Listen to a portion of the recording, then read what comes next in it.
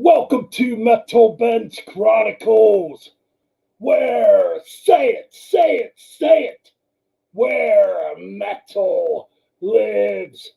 That's right, we are actually making our debut live review here on Facebook. Also, yes, this is streaming over on Facebook too in the Metal Ben's Chronicles Facebook room. So, yes, streaming on Twitch also. And we are here to talk about an album that has been anticipated for quite a while, and it finally came out last Friday. Of course, we're talking about the 20th studio album released on Nuclear Blast Records by legendary New Jersey thrash metal legend Overkill. That's right, and man, this freaking album, I've been waiting for this one for quite a while.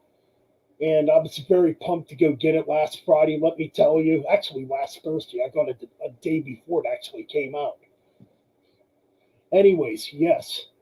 So we got 10 songs, clocking in at 51 minutes and 5 seconds. And man, I'll tell you what, this album just keeps getting better and better with each listen. I think I've listened to this album roughly 6 times now, and man, it just keeps getting better and better. Such a damn good album. Way better than that overrated album that also came out on the same day called 72 Seasons, which, my goodness, there's not enough damn chapstick to go around for all the fucking pandering and ass kissing I'm seeing for 72 Seasons, when this is by far the better album. Anyways, let's get into the lineup here. We got Bobby Blitz on vocals. That's right. The legendary Bobby Blitz. Man, I fucking love Bobby Blitz. What a freaking voice. I know a lot of people don't like his voice, but I absolutely love his voice. And it just fits Overkill. It's just full of angst and attitude. You know, easily the Bon Scott of thrash metal. You know, that's Bobby Blitz to me at least. And you got D.D. Verney on bass, you know, very underrated bass player. I think D.D. Verney does some great bass work throughout the Overkill catalog, you know, and he just doesn't get the recognition like he should be getting. And you got Dave Links on lead guitars. He's been there since 2000. He's been there since the Bloodletting album, you know, so he's been there for a while now. And you got Derek the Skull Taylor on rhythm guitars. He's been in the band for quite a while now, too. I believe since Killbox 13, if memory corrects me. And you got Jason Bittner on drums, you know, formerly of Shadows Fall, you know, who has been with Overkill now since the last record, The Wings of War, which was 4 years ago. Yeah, this is definitely the longest gap between Overkill albums. Usually, when it comes to Overkill, you get an album every 2 years, sometimes every year. I think there's only been one other time where they went 3 years between albums, and that was between Ironbound and Immortalist. Yeah, you know that's the only time they ever went like 3 years. But you know, yeah, usually Overkill is very consistent when it comes to releasing albums. You know, they don't fuck around for the most part. You know, and I don't think there's going to be another 4 year gap for the next Overkill album. I really don't. I think album number 21 will be here in the next couple of years. That's what I'm thinking. And, you know, of course, that stupid pandemic really held things back when it comes to, you know, Overkill putting this out, you know, which is unfortunate, but it is what it is. Anyways, yes, 10 tracks on here. And I got to say, the opening track, Scorched, really begins things strong here. Wow, what a good thrasher. I really love the opening lead guitar line that Dave Links is doing here. Really cool opener. You know, he's doing like this finger tapping solo, you know. And it just sounds really cool. I think this is a very strong way to begin this album. You know, this one's just a fist pumping thrash metal tune, you know. Nothing more to say, you know, it's just a really good, energetic song. And man, I gotta say, Bobby Blitz, at 63 years old, almost 64 years old, still sounds as venomous as ever. I mean, this guy's voice has not aged at all. I mean, he just sounds better than ever. What can I say? So then you got Going Home. Another fairly thrashy tune, another good song in my opinion. I think this is another really strong song. It's got that, traditional Overkill sound, and that's pretty much what you get throughout this album is, that traditional Overkill sound.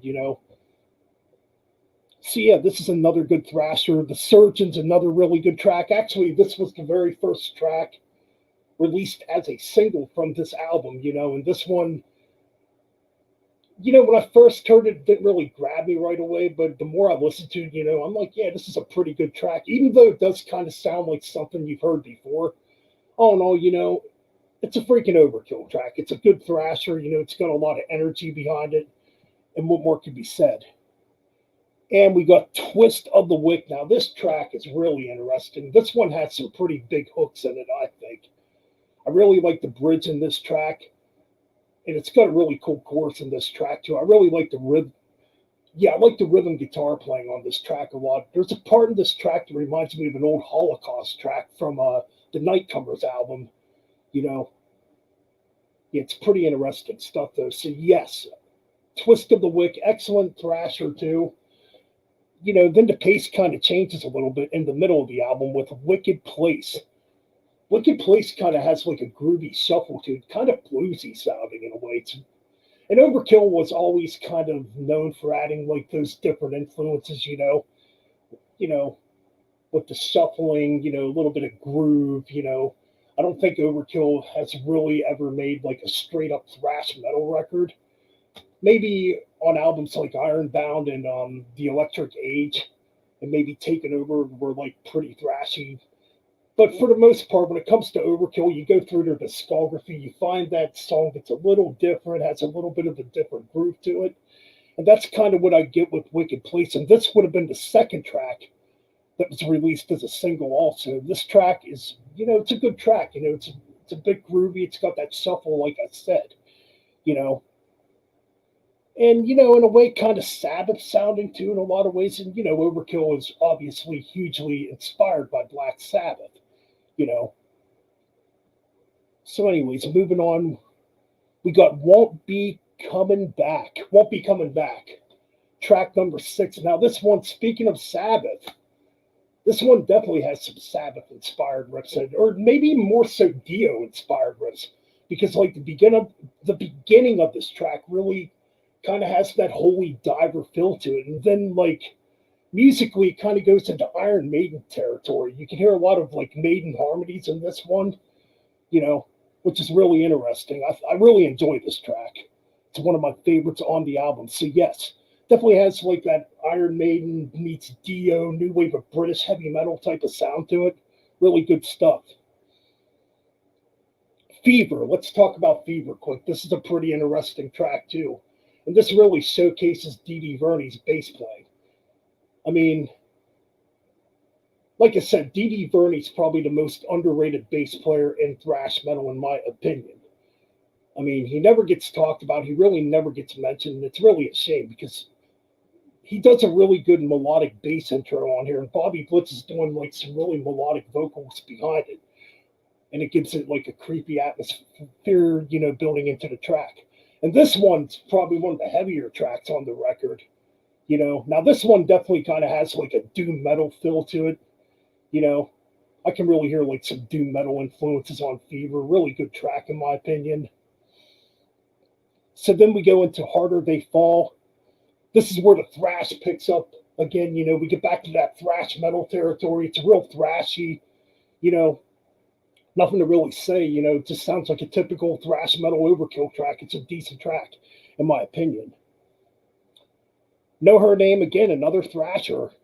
I actually like this one too. This is another pretty damn good thrasher. Again, not really much to say about it though. It's just, Overkill. It's in that familiar territory when it comes to, the structure of the track. And, that's pretty much it. You pretty much know what you're going to get once you hear this track. And the last track, Bag of Bones. Bag of Bones, excuse me. Wow, now this track is definitely different.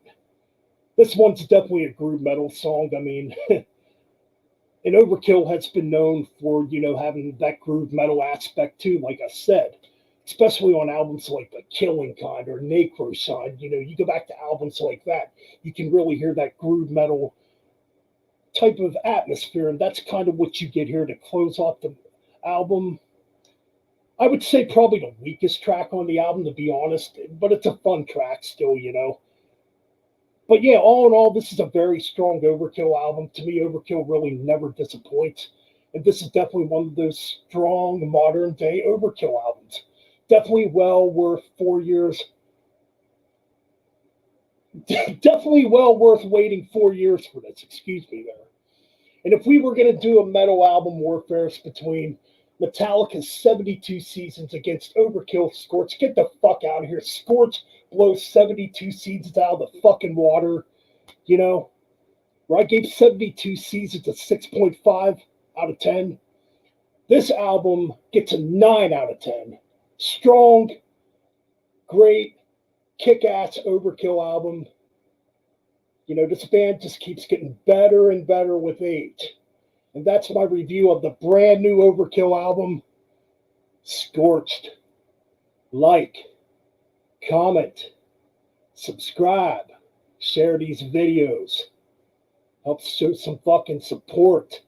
And keep it fucking metal and bang those heads.